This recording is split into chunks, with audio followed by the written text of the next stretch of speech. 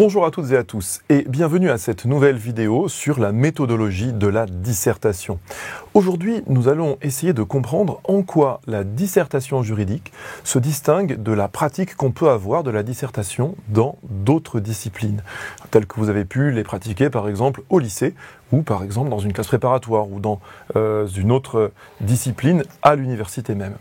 En réalité, on va pointer aujourd'hui 3 différences principales dont il est important que vous ayez conscience, même si vous ne connaissez pas bien la dissertation par ailleurs, parce que ce sont des choses qui seront attendues par vos correcteurs, par vos correctrices. Ce sont des choses qui font partie de la culture juridique et qu'il va falloir apprendre à restituer. La première différence dans l'organisation générale de la dissertation en droit, c'est le plan. La tradition dans l'université juridique francophone veut que les plans de dissertation soient faits en 2 parties, 2 sous-parties. Pourquoi? Alors c'est une très bonne question, on fera une vidéo sur cette question. Pourquoi un plan en 2 parties? Quel est le sens de ça? En tout cas, en tant étudiante débutant, il est très important que vous sachiez l'intégrer, parce que c'est une manière de montrer patte blanche dans le contexte académique. Donc le plan, contrairement aux autres disciplines, où très souvent il fera 3 parties, ne fait que 2 parties et 2 sous-parties en droit. Deuxième élément de distinction, deuxième élément qui met la dissertation juridique à part de la dissertation telle qu'on peut la connaître dans d'autres disciplines, c'est l'introduction, la place de l'introduction. En réalité, cette introduction en droit, elle est longue. Typiquement, en lettres, philosophie, histoire, sciences humaines, le conseil général qu'on donnerait, méthodologique, c'est de dire qu'une introduction de dissertation, au maximum, fera 15% du total, 1 page sur 6. En droit, il est très très fréquent d'avoir des introductions qui vont faire le double, c'est-à-dire 2 pages sur 6, à peu près 30% du volume complet de texte. Pourquoi? Parce qu'il est de tradition dans l'univers juridique de laisser dans l'introduction des éléments qu'on pourrait disperser ailleurs dans d'autres traditions. Par exemple, dans l'introduction, vous pourrez parler de droit comparé. Comment vous commentez une situation juridique en France, vous allez regarder comment elle s'articule dans les pays voisins, dans les pays comparables.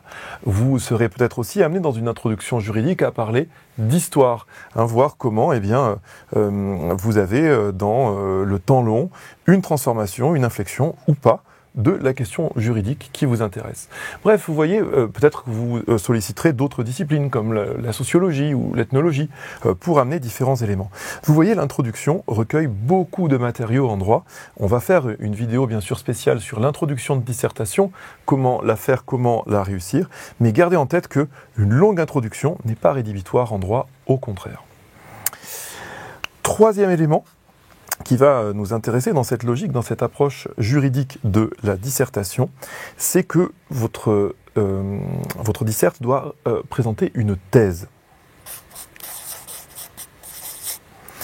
Autant il est bon, en histoire, en philo par exemple, de prendre un point de vue qui sera très large, qui essaiera de ne pas adopter de manière trop resserrée ou trop visible, en tout cas, un point de vue particulier.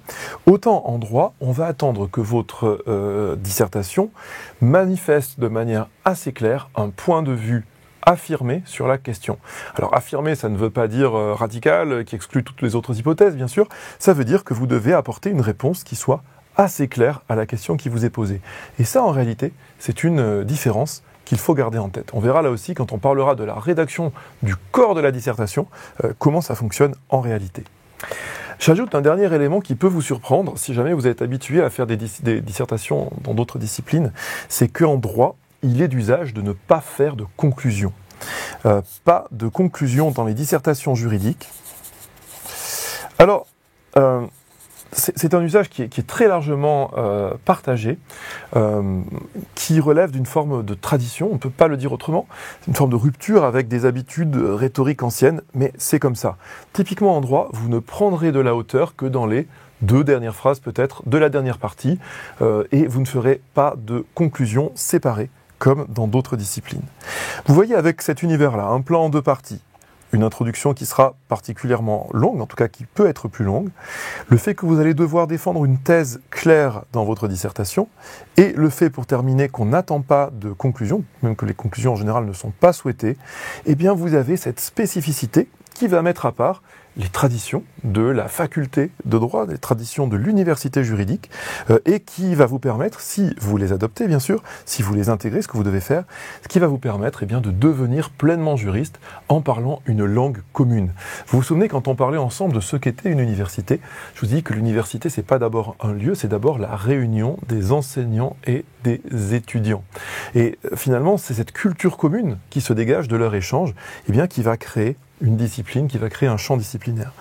Toutes ces habitudes liées à la dissertation font pleinement partie du champ disciplinaire juridique. Vous ne pourrez pas devenir un juriste ou une juriste si vous ne les comprenez pas et si vous ne les intégrez pas. Donc, pensez-y.